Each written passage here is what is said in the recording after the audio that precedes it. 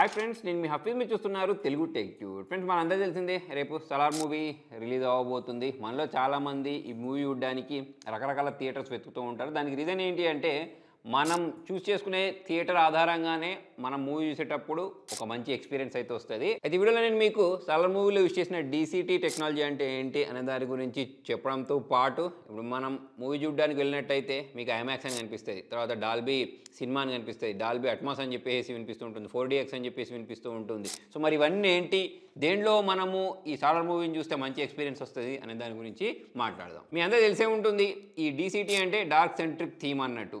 ఇప్పుడు మన ఇండియాలో ఈ టెక్నాలజీ యూజ్ చేసిన మొట్టమొదటి సినిమా ఏది అంటే సలార్ అన్నట్టు. అయితే ఇదే టెక్నాలజీని హాలీవుడ్లో యూజ్ చేసిన సినిమాలు ఉన్నాయి, టెనెట్ అని, మ్యాట్రిక్స్ అని, బ్యాట్మెన్ అని చెప్పేసి ఇటువంటి కొన్ని రకాల మూవీస్లలో దీన్ని అయితే యూజ్ చేశారు. ప్రజెంట్ మొట్టమొదటిసారిగా ఇండియాలో మాత్రం ఈ సలార్ మూవీలో యూజ్ చేయడం జరిగింది. ఏం జరుగుద్ది అని అంటే మనకు ఈ డార్క్ సీన్స్ ఏవైతే ఉంటాయో వాటిని క్యాప్చర్ చేయడానికి ఈ టెక్నాలజీని యూజ్ చేస్తారన్న. ఇప్పుడు మీరు ప్రశాంత్ నీల్ మూవీస్ చూసినట్టయితే ఆల్రెడీ కేజీఎఫ్ చూసాం.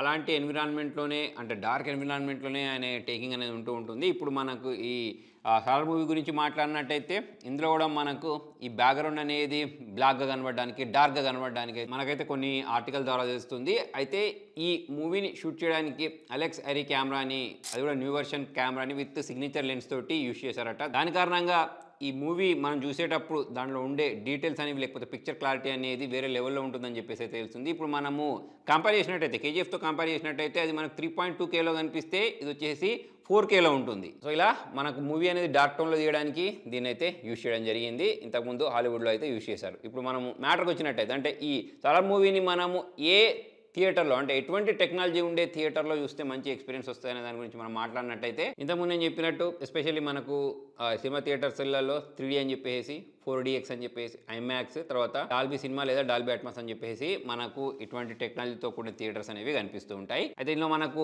థియేటర్స్లలో కొన్ని పేరుకి మాత్రమే ఐమాక్స్ అంటారు, కాకపోతే అక్కడికి వెళ్ళిన తర్వాత పైన పొట్టరం లోన లోటరం అయితే ఉన్న థియేటర్స్ కూడా చాలానే ఉంటాయి. అంతేకాకుండా ఇప్పుడు మనకు 3D అని చెప్పేసి అంటూ ఉంటారు, అంటే మూవీ అనేది 3Dలో ఉంటుంది అని అంటారు. కాకపోతే చాలా మటుకు ఫర్ ఎగ్జాంపుల్ ఇప్పుడు మార్వెల్కి సంబంధించిన చాలా మూవీస్ మీరు తీసుకున్నట్టయితే వాటిని అన్నింటినీ వీళ్ళు ఫస్ట్ 2Dలోనే షూట్ చేస్తారు, తర్వాత దీన్ని 3Dలో కన్వర్ట్ చేస్తారు. సో అటువంటి మూవీస్ ఏవైతే ఉంటాయో అవి మనకు ప్రాపర్ 3D ఎక్స్పీరియన్స్ని ఇవ్వలేవు.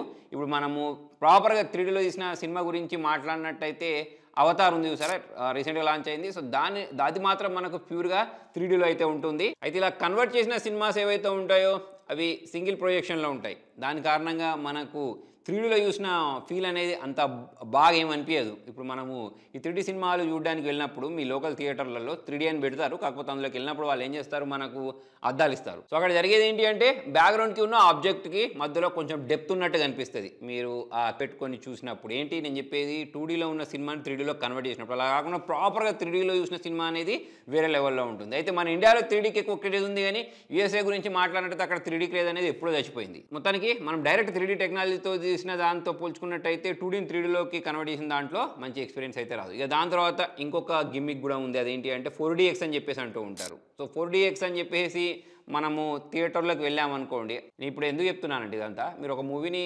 ఆన్లైన్లో బుక్ చేయడానికి వెళ్ళారనుకోండి, బుక్ మై షో కానీ పీవీఆర్ కానీ ఓపెన్ చేసినప్పుడు అందులో ఒక మూవీని మీరు సెలెక్ట్ చేసుకోవడానికి వెళ్ళినప్పుడు ఈ టెక్నికల్ టర్మ్స్ అనేవి అన్నీ అక్కడ కనిపిస్తాయి.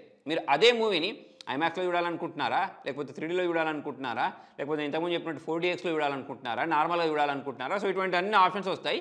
ఈ ఆప్షన్స్ చూజ్ చేసుకున్న దాన్ని బట్టి రేట్ అనేది మారిపోతూ ఉంటుంది. 700 దాకా, 800 దాకా, 1000 రూపాయల దాకా అలా మీకు రేట్లు అనేవి మారిపోతూ ఉంటాయి. సో అలా మీరు ఒక మూవీని చూస్ చేసేటప్పుడు ఆ టెక్నాలజీ ఏంటి అనేది మీకు తెలుసుంటే మీరు ప్రాపర్ డిసిషన్ తీసుకొని కరెక్ట్ టికెట్ కొనుక్కొని ఆ మూవీని అయితే ఎంజాయ్ చేయొచ్చు. సో ఇప్పుడు మనం 4DX గురించి మాట్లాడినట్టయితే నార్మల్ సినిమానే, కాకపోతే మనకు ఒక అద్దాలు ఇస్తారు, దాన్ని పెట్టుకుంటే 4DX అవుతుంది. దాంతోపాటు కొన్ని ఎఫెక్ట్స్ యాడ్ చేస్తారు. యాక్చువల్లీ ఇక్కడ ఏం జరుగుతుంది అంటే నార్మల్ సినిమానే వీళ్ళు ఏం చేస్తారు, ఇప్పుడు ఆ సినిమాలో రెయిన్ పడే సీన్ ఉందనుకోండి, సో ఆ రెయిన్ పడేటప్పుడు ఆ థియేటర్లో మనకు అటువంటి ఎక్స్పీరియన్స్ వచ్చే విధంగా మనకు ముఖం మీద నీళ్ళు పడే విధంగా, అలాగే ఇప్పుడు ఆ మూవీ ప్లే అయ్యేటప్పుడు గాలి వచ్చింది అనుకోండి, మనకు గాలి వచ్చే విధంగా, ప్లస్ అందులో ఏదైనా జంపింగ్ సీన్ ఉన్నా, లేజింగ్ సీన్ ఉన్నా, లేకపోతే మూవింగ్ సీన్ ఉన్నా మన సీట్స్ అనేవి వైబ్రేట్ అయినట్టు లేకపోతే మూవ్ అయినట్టు, సో ఇటువంటి ఎఫెక్ట్స్ అనేవి పెట్టి దానికి 4DX అని పేరు పెట్టడం జరిగింది. అయితే ఇటువంటి ఎఫెక్ట్స్ ఏవైతే ఉంటాయి ఇవన్నీ మనకు అమ్యూజ్మెంట్ పార్క్లో కూడా కనిపిస్తూ ఉంటాయి.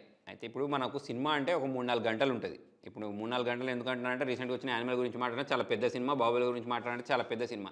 సో అటువంటి మూవీస్ని అంతసేపటి వరకు ఈ 4DXలో చూసామనుకోండి చాలామంది సిక్ అవుతూ ఉంటారు. అంటే వాళ్ళ కడుపులో తిప్పడమైనా లేకపోతే ఎందుకంటే ఆ చైర్స్ అనేవి మూవ్ అవుతూ ఉంటాయి, గాలి అనేది వస్తూ ఉంటుంది, సో అవి వైబ్రేట్ అవుతూ ఉంటాయి. సో అటువంటి ఇష్యూస్ అటువంటివన్నీ జరిగినప్పుడు వాళ్ళకి రకరకాల ఇష్యూస్ అయితే వస్తూ ఉంటాయి. ఇవన్నీ ఎప్పుడు అంటే ఒక 5 నిమిషాలు 10 నిమిషాల వరకు అయితే మనం ఎంజాయ్ చేయగలుగుతాం. అలా కాకుండా 3-4 గంటల పాటు రిపీటెడ్గా ఇదే జరిగిందనుకోండి అంటే మనం చూసే మూవీ ఆధారంగా, సో అటువంటిప్పుడు అయితే వీటిని తట్టుకోవడం చాలామంది వల్ల అవ్వదు. అందుకోసమే ఇవి అంత పాపులర్ అవ్వలేదు, లిమిటెడ్గా కనిపిస్తూ ఉంటాయి. ఎవరైతే చిన్నపిల్లలు ఉంటారో వాళ్ళు ఎంజాయ్ చేస్తారు కానీ వాళ్ళు కూడా ఎక్కువసేపు దీన్ని ఎంజాయ్ చేయలేరు, కొంతమంది మాత్రమే ఎంజాయ్ చేయగలుగుతారు. నెక్స్ట్ ఇంకో టెక్నాలజీ ఐమాక్స్.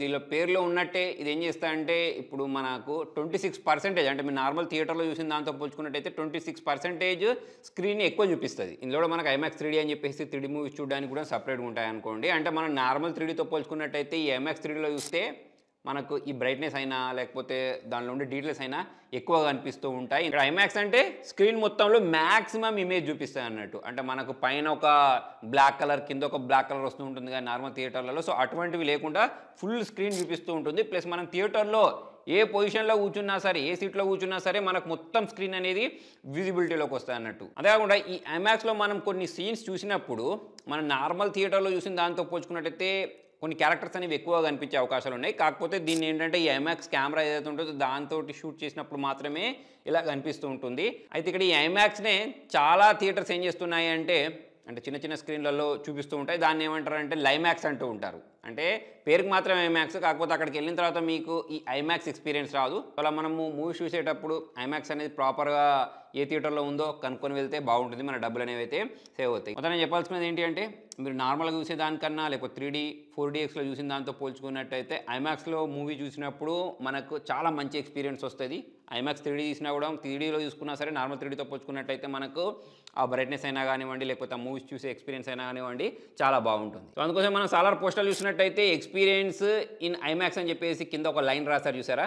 ఎందుకు రాశారంటే దానిలో మనకు ఈ బ్రైట్నెస్ లెవెల్స్ అయినా కానివ్వండి లేకపోతే ఇమేజ్ క్వాలిటీ అయినా కానివ్వండి డీటెయిల్స్ అయినా కానివ్వండి చాలా ఎక్కువ కనిపిస్తూ ఉంటాయి. ఇక దాని తర్వాత మనకు నెక్స్ట్ టెక్నాలజీ గురించి మాట్లాడినట్టయితే డాల్బీ సినిమా. సో దీనిలో కూడా మనకు చాలా మంచి ఎక్స్పీరియన్స్ వస్తుంది. సో ఈ డాల్బీ సినిమా అనేది మనకు మంచి ఎక్స్పీరియన్స్ ఇవ్వడానికి రీజన్ ఏంటి అంటే వీళ్ళు యూజ్ చేసే ప్రొజెక్షన్స్ అన్నట్టు లేజర్ ప్రొజెక్షన్స్ అయితే దీనిలో యూజ్ చేస్తూ ఉంటారు. దాని కారణంగా మనకు హెచ్డిఆర్ అనేది చాలా సూపర్గా కనిపిస్తుంటుంది. హెచ్డిఆర్ అంటే మన అందరికీ తెలిసిందే కదా, మనకు వైట్స్ అనేవి చాలా బాగా కనిపిస్తూ ఉంటాయి, చాలా వైట్ కనిపిస్తూ ఉంటాయి, బ్లాక్ అనేవి చాలా బ్లాక్గా కనిపిస్తూ ఉంటాయి. దాని కారణంగా ఇమేజ్ అనేది మనకు చాలా క్లారిటీ కనిపిస్తూ ఉంటుంది. ఇప్పుడు దీన్నే చాలా మొబైల్ కంపెనీస్ అనేవి మా మొబైల్లో డాల్బీ విజన్ ఉంది, డాల్బీ అట్మాస్ ఉందని చెప్పేసి అంటూ ఉంటారు. కాకపోతే మనం చిన్న స్క్రీన్ సైజులో చూస్తే మనకు అర్థం కాదు కానీ పెద్ద స్క్రీన్ సైజులో చూసినప్పుడే దాని మజా అనేది వేరే లెవెల్లో ఉంటుంది. అందుకోసమే మీరు డాల్బీ సినిమా లేకపోతే ఇప్పుడు మన ఇండియా గురించి మాట్లాడినట్టయితే డాల్బీ అట్మాస్ అని చెప్పేసి సినిమా స్టార్ట్ అయ్యే ముందు ఒక పెద్ద సౌండ్ ప్లే చేస్తూ ఉంటాడు చూసారా. ఇప్పుడు మనం మన ఇండియాలో మాట్లాడినట్టయితే డాల్బీ అట్మాస్ ఉన్న దాంట్లో సినిమా చూస్తే మంచి ఎక్స్పీరియన్స్ వస్తుంది, సౌండ్ బాగుంటుందని చెప్పేసి అంటూ ఉంటారు చూసారా. దానికి రీజన్ ఏంటి అంటే మనకు రూఫ్లో కూడా